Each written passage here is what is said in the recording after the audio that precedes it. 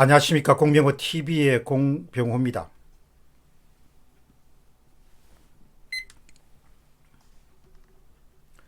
안녕하십니까. 공병호 TV의 공병호입니다.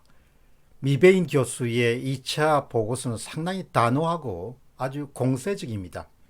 학자들이 대부분 논문에서 사기라는 그런 단어를 잘 사용하지 않습니다. 그런데 이번 2차 보고서에는 미베인 교수의 확신이 1차 보고서에 비해서 너무나 확연하게 들어있었습니다. 한마디로 사기를 치기 위해서 총선 결과 데이터가 manipulated, 조작되었다, 이런 결론을 담고 있습니다. 조작되었다는 이야기는 다르게 이야기하면 사기를 쳤다라고 볼 수도 있는 것이죠. 그러니까 정말 참 딱한 일은 어떻게 이렇게 엄청난 사기를 칠 수 있을까? 이것을 숨길 수 있다고 생각했을까? 이것이 발각되지 않으리라고 확신했을까? 그런 생각을 하게 됩니다. 일단 이번에 사기를 치는데 주모자급들은 대부분 다 나이들이 제법 되었을 것이고 아이들이 있을 겁니다. 부모가 되면은 대개 의사결정을 내릴 때 조금 시야나 시계가 좀 길어지게 되죠. 그런데 이렇게 사기를 치고 나면은 어떻게 될까란 그런 걱정이 앞섭니다. 이번에 이 사건은 단순히 국내 문제만 그치지 않고 분명히 이제 미베인 교수의 그런 연구 논문이나 주장이나 의견이 미국의 주류 언론들에 의해서 전 세계로 이렇게 타진이 될 것이고, 그러면 정말 한국인들이 얼굴을 들고 다닐 수 없을 정도로 그렇게 사기를 치는 사기에 능숙한 그런 국민들이 되어버리게 됩니다. 여러분이 아시다시피 세상 살면서 금기라는 게 있지 않습니까? 그 금기 가운데 하나가 선거를 조작하는 겁니다. 부정선거죠.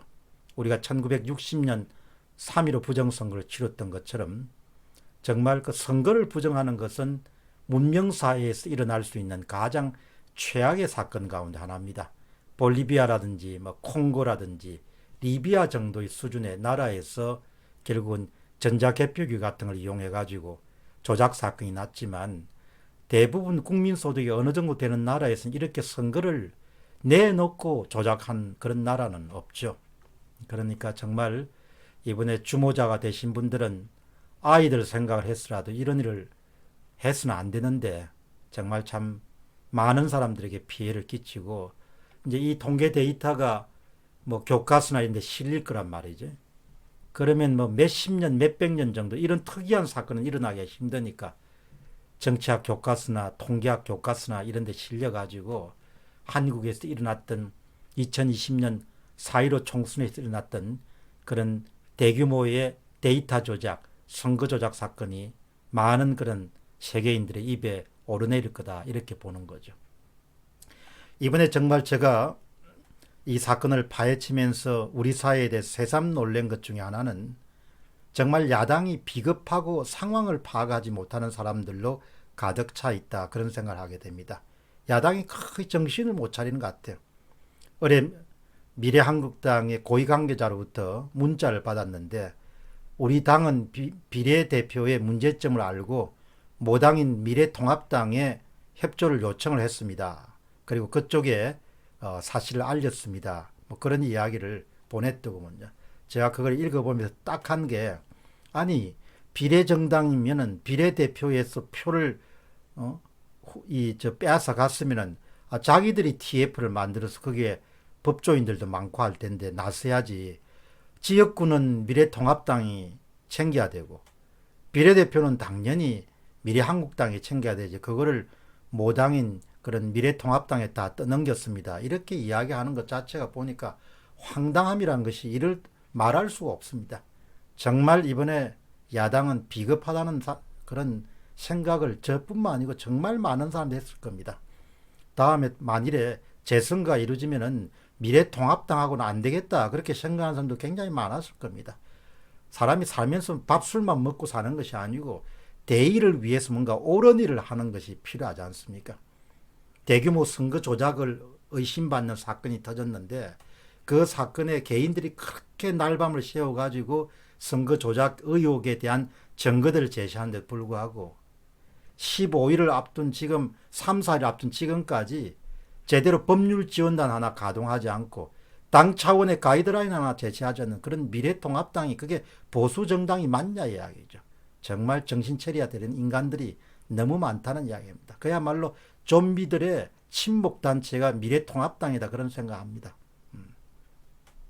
그 다음에 또 한 가지는 두 번째 놀란 것은 겁없이 사고를 치는 이번 일의 주모자들입니다. 젊은 날 공부를 많이 안 해놓으니까 통계 조작을 하면은 그것이 드러나는 것을 잘 몰랐는지 모르겠는데 이렇게 엄청난 일을 어떻게 추진할 수 있느냐요. 그리고 그 주모자들의 소위 선악 개념을 난 도저히 이해를 할 수 없습니다. 사람이 선거를 조작한다는 것은 마지막 수단이잖아요.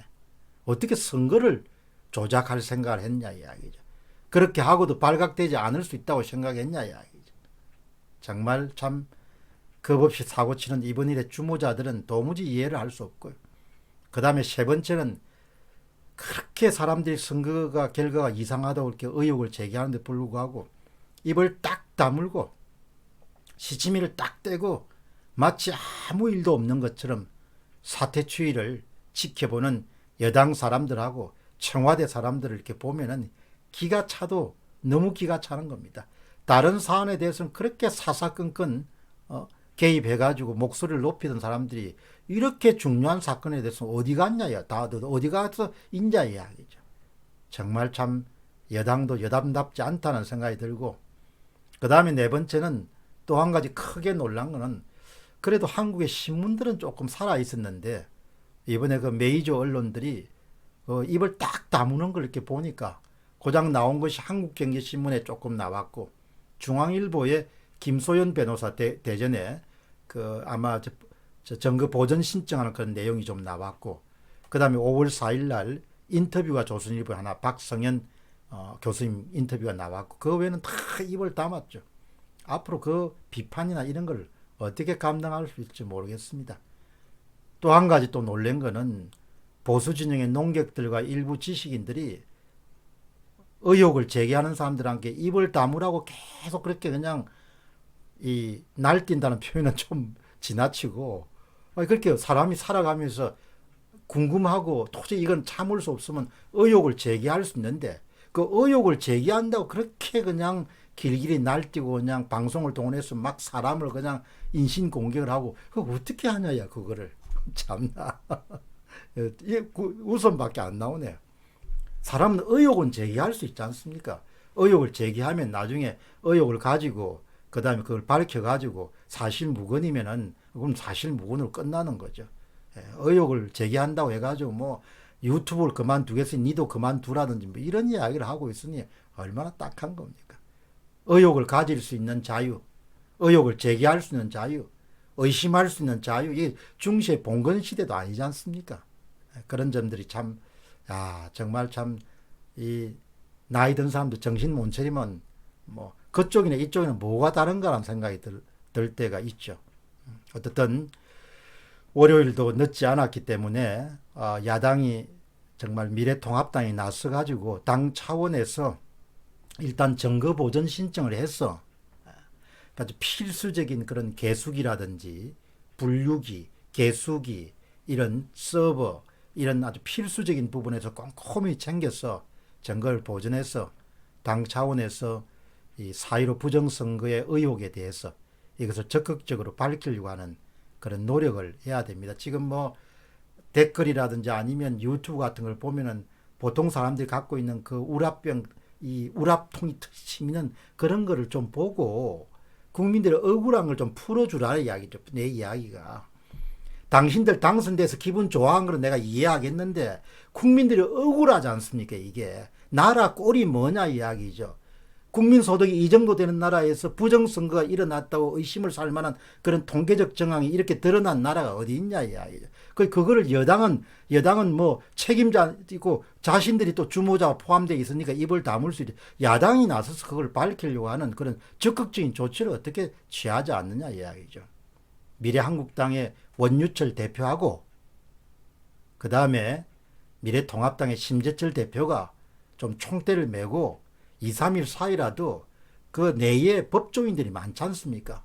그래서 적극적으로 대부분 지역에 대해서는 비례대표도 마찬가지고 정당 투표에 대한 것도 증거 보존을 해가지고 얼마를 표를 빼앗아 갔는지를 밝혀주는 것이 그게 국민들에게 할 수 있는 도리고 또 그런 책임감을 가지 안 되겠냐. 사기쳤다는 겁니다. 기본적으로 이번 결론은. 미베인의 2차 보고서는 머니플레이션이라는 단어 하나 하고 그 다음에 사기라는 그런 부사가 있습니다. 그러니까 결국은 사기 곱하기 조작이란 거죠. 사기를 치기 위해서 조작한 사건이다. 이렇게 정의를 한 겁니다. 내일이면 이제 더 구체적인 내용들이 알려지겠죠. 공병호 TV의 공병호였습니다. 감사합니다.